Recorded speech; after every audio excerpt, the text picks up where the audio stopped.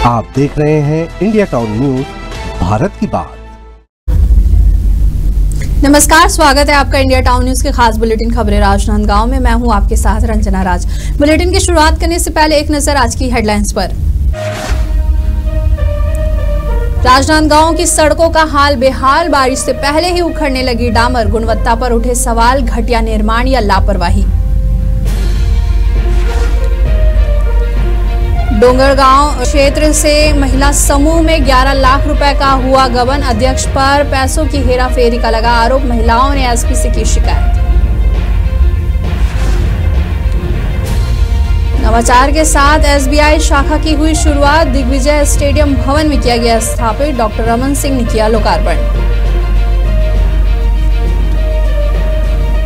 राजनांदगांव लोकसभा क्षेत्र के सांसद संतोष पांडे के कार्यालय में जनदर्शन कार्यक्रम आयोजित, अब पुल नहर जैसी बड़ी मांगों पर फोकस, सांसद ने दी समस्याओं के शीघ्र समाधान की गारंटी। मोहला मानपुर में समाधान शिविर में पहुंचे क्षेत्रीय सांसद संतोष पांडे, विकास कार्यों की दी कई सौगातें, शासन के योजनाओं की दी जानकारी।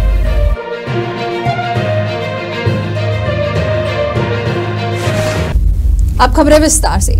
राजनांदगांव लोकसभा क्षेत्र के सांसद संतोष पांडे के कार्यालय में जनदर्शन कार्यक्रम आयोजित किया गया, जिसमें बड़ी संख्या में लोगों ने अपनी समस्याओं को सांसद से अवगत कराया। इस दौरान सांसद संतोष पांडे ने कहा कि मुख्यमंत्री विष्णुदेव साय के प्रयासों से आम लोगों की छोटी समस्याओं का समाधान हो चुका है। अब लोगों की बड़ी मांगे जैसे पुल, नहर आदि के निर्माण पर ध्यान केंद्रित है। आगे सांसद ने कहा कि लोगों के आवेदन के बाद सभी समस्याओं का जल्द ही निराकरण किया जाएगा। वहीं जनदर्शन कार्यक्रम के माध्यम से लोगों की समस्याओं को सीधे सुनकर उनका समाधान शीघ्र ही किया जाएगा। पास में भूमिहीन हूँ मैं, और भूमिहीन घर जो भी बोलेंगे आप, बेघर है हम लोग, और रोजगार का भी कोई साधन नहीं है, और बेटा जो भी रोजगार करता है उसमें हमारा गुजारा नहीं होता। मैं भी करती हूँ हाउसमेट का काम, उसमें गुजारा नहीं होता है, और मैं बीमार रहती हूँ और बेटा मुझे छोड़ के कहीं जा नहीं सकता है।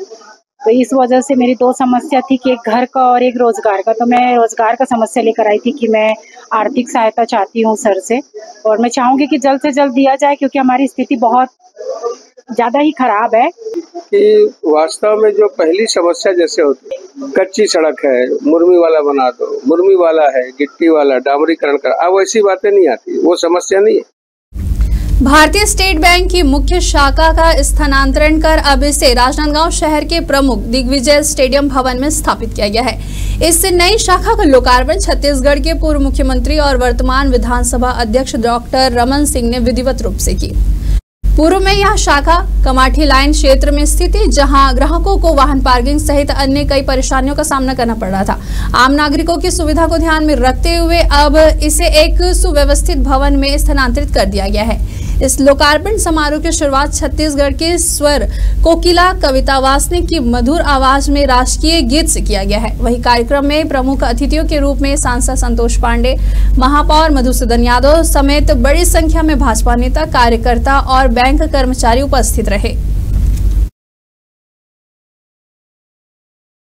नई जगह में स्थानांतरण करने का मुख्य उद्देश्य यह है कि हम एक बेहतर परिवेश अपने कस्टमर्स को उपलब्ध करा सके, पार्किंग की अच्छी व्यवस्था दे सके, जो कस्टमर एमिनिटीज हैं, जैसे कि हमारी पुरानी ब्रांच में थोड़ी पार्किंग की समस्या थी, प्लस ब्रांच हमारी फर्स्ट फ्लोर में थी, तो जो हमारे सीनियर सिटीजन्स आते थे, बाकी लोग भी जो महिलाएं आती थी, बच्चे आते थे, तो उनको थोड़ी सी समस्याएं रहती थी। अभी इस ब्रांच के बन जाने से उनकी ये समस्याएं भी समाप्त हो जाएंगी और एक अच्छे वातावरण का वो अनुभव कर सकेंगे। आज से हम उद्घाटन कर रहे हैं। इसमें डॉक्टर रमन सिंह का महत्वपूर्ण योगदान रहा है। हमारे तरफ से भी सरकार को और राजनांदगांव के लोगों को बेहतर सेवा प्रदान करने के लिए हम यहाँ आए हैं। पुराने परिसर में, जैसा कि आप सभी को विदित है कि जगह की और स्पेस की और इन सब की प्रॉब्लम थी, तो हम उम्मीद करेंगे कि पहले की तरह, यह 73 वर्ष का हमारा बैंक है, पहले की तरह राजनांदगांव के सभी लोगों का सहयोग और प्यार हमें मिलता रहे। और 2 साल के बाद मैं उम्मीद करता हूँ हम बिजनेस में बहुत बढ़ोतरी करके 75वां वर्षगिरा इस ब्रांच का बहुत बड़े पैमाने पर मनाएंगे। 1952 से राजनांदगांव में संचालित है। एक नवीन परिसर में आज विधिवत इसका काम प्रारंभ हुआ है और ये निश्चित रूप से इस बैंक के बारे में, चूंकि 52 से स्थापित है, 2 लाख खातेदारी है, 1,000 करोड़ का टर्नओवर है और करीब करीब 7,000 पेंशनधारी है जो इससे जुड़े हैं और 7 अलग अलग ब्रांच है। तो एक महत्वपूर्ण बैंक जो SBI की विश्वसनीयता नंबर 1 है पूरे हिंदुस्तान में, सबसे बड़ा बैंक होने के नाते, और राजनांदगांव में भी इस नए जगह में आने से राजनांदगांव के हमारे हजारों लाखों खाते धारक के लिए भी सुविधाजनक होगा और बैंक को भी आराम से काम करने की सुविधा मिलेगी, इसका विस्तार होगा।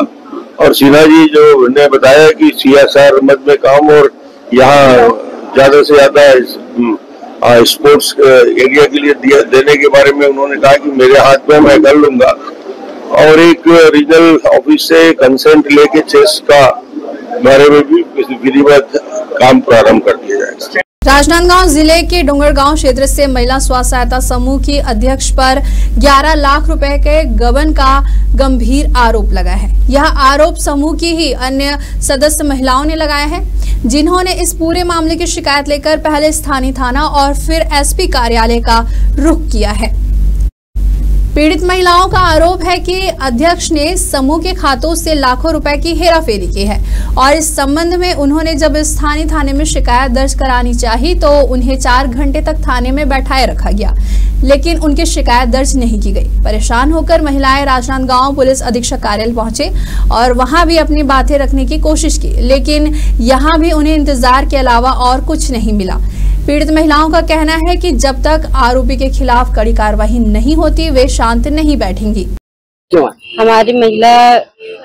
हमारे स्वयं सहायता महिला समूह से हमारी अध्यक्ष ने हम लोग के साथ विश्वासघात की है और हम लोग उसके विश्वास में ही ना 11 लाख पैसा गबन की है, उसी के मामले में आए हैं यहाँ। तो आप लोग जमा किए थे पैसा?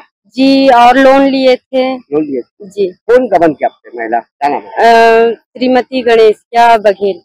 उसकी शिकायत की डोंगरगांव में? जी हाँ। क्या हुआ है? तो अभी तक तो कोई रिजल्ट नहीं आया है, आज ही किए हैं। कोई शिकायत वहाँ सुनाई हुई? नहीं हुई है। क्या चाह रहे हो आप? हम लोग वही चाह रहे हैं कि हमारे पैसा वापस कर दिया जाए।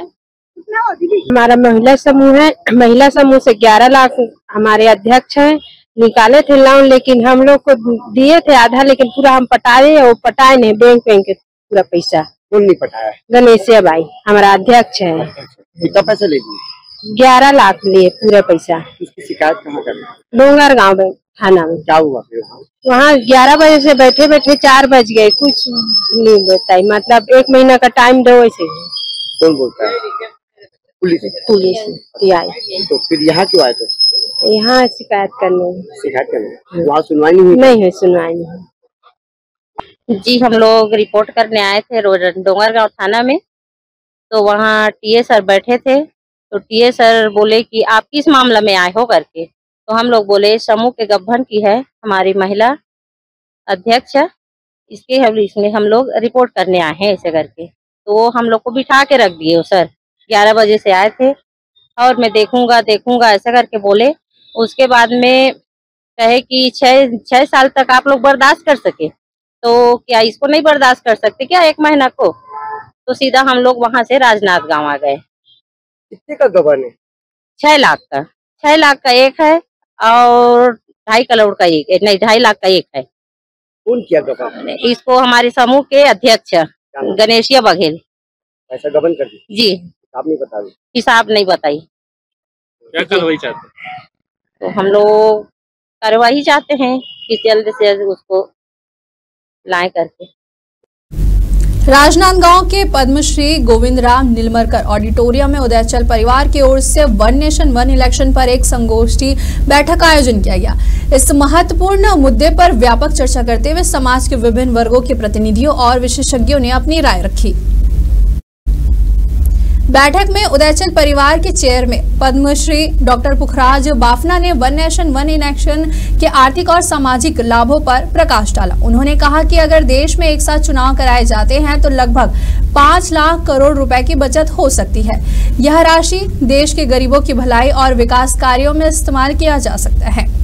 इस संगोष्ठी के दौरान राज्य के मुख्यमंत्री और उप मुख्यमंत्री से भी चर्चा की गई है।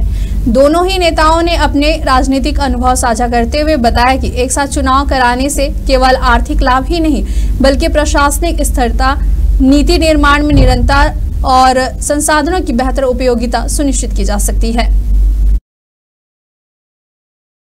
ये देश के लिए एक विचार है और जैसा कि लोकसभा में ये प्रस्ताव पारित हो चुका है, जेपीसी के पास विचार के लिए लंबित है और लोकसभा में जब ये प्रस्ताव पारित होने जा रहा था तब इसके पक्ष में और विपक्ष में भी वोट पड़े थे।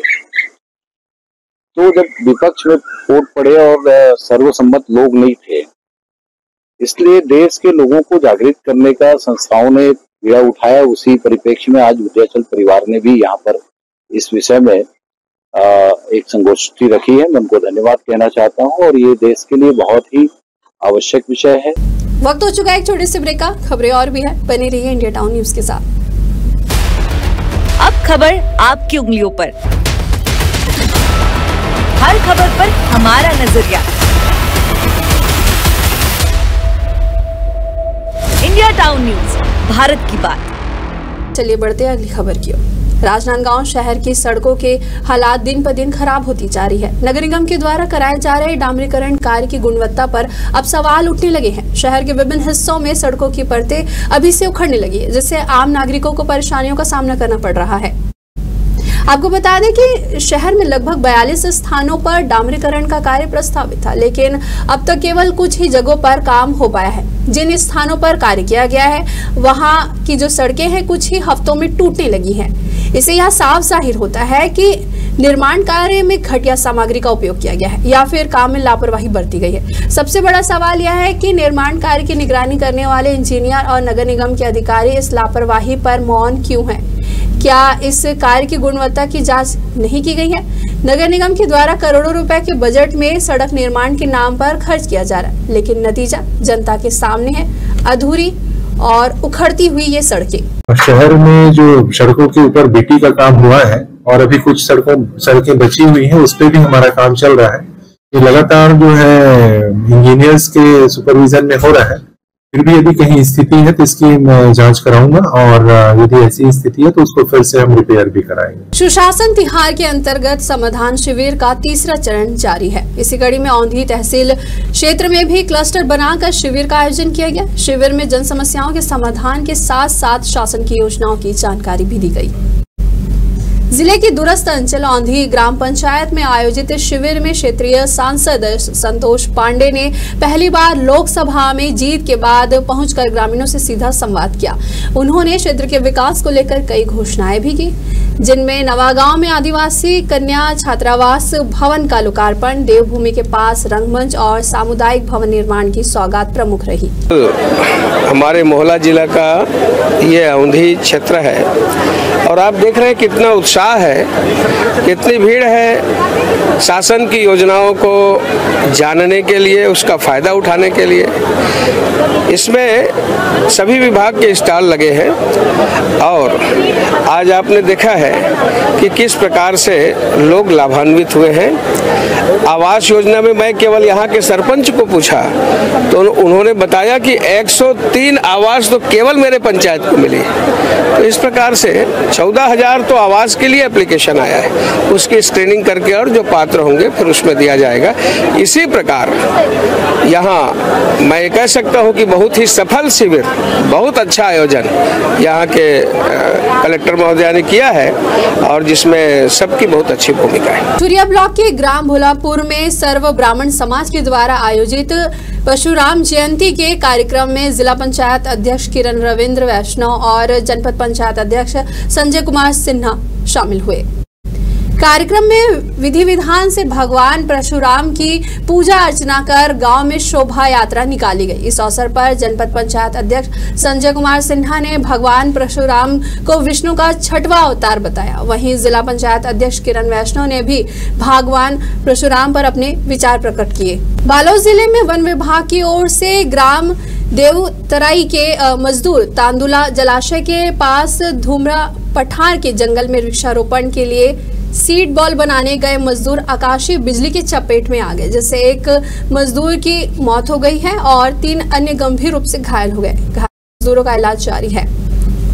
घटना की सूचना मिलते ही पास के मजदूरों और स्थानीय लोगों ने वन विभाग और मछुआरों को सूचित किया, जिसके बाद मछुआरे बोट लेकर मौके पर पहुंचे और सभी को बाहर निकालकर जिला अस्पताल पहुंचाया गया। बेमेतरा के सोनूपुरी में 3 महीने पहले हुई 12 साल की नाबालिग बच्ची की हत्या के मामले में आरोपी की गिरफ्तारी नहीं होने से नाराज लोधी समाज और सर्व समाज ने संबलपुर पुलिस चौकी का घेराव कर आरोपी की जल्द ही गिरफ्तारी की मांग की है।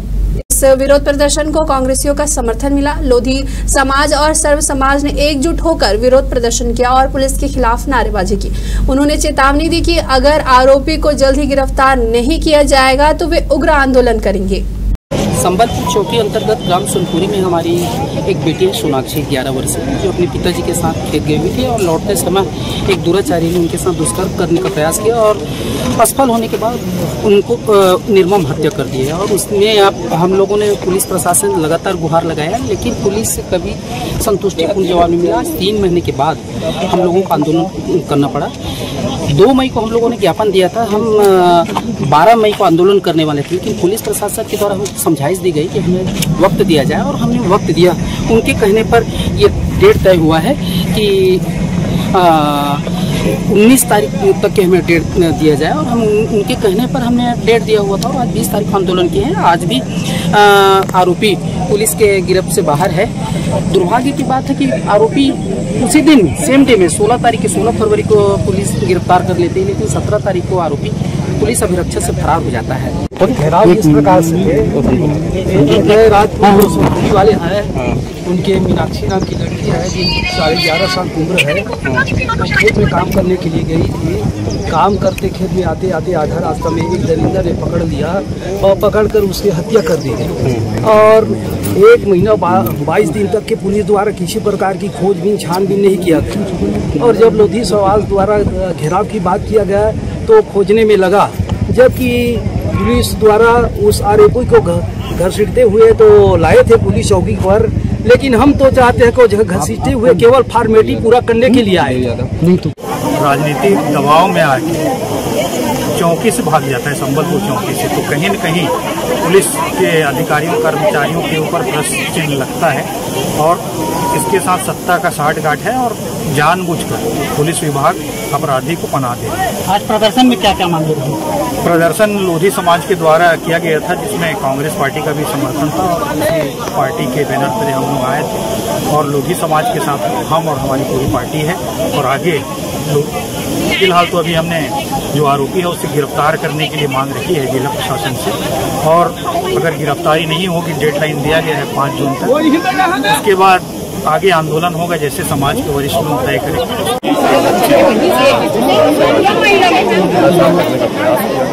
उसके बाद उसकी निर्मम हत्या कर दी। दुर्भाग्य की बात है कि आरोपी को पुलिस ने पकड़ा भी और पुलिस कस्टडी से आरोपी भाग गया, जो बहुत सारे प्रश्न पैदा करता है। और आज 3 महीना हो चुका है, लगातार समाज वाले बात करें, पीड़ित परिवार वाले जनप्रतिनिधियों के स्थानीय जनप्रतिनिधियों के पास भी गए, लगातार पुलिस से उन्होंने गुहार भी की, लेकिन 3 महीना बीत जाने के बावजूद जब प्रशासन के कान में जू नहीं रही तो मजबूरन आज बड़ी संख्या में सर्व समाज के द्वारा और कांग्रेस पार्टी के द्वारा यहाँ धरना प्रदर्शन और चौकी के घेराव का कार्यक्रम किया गया है। इस वक्त के बुलेटिन में फिलहाल इतना ही। मुझे दीजिए इजाजत। नमस्कार। आप देख रहे हैं इंडिया टाउन न्यूज, भारत की बात।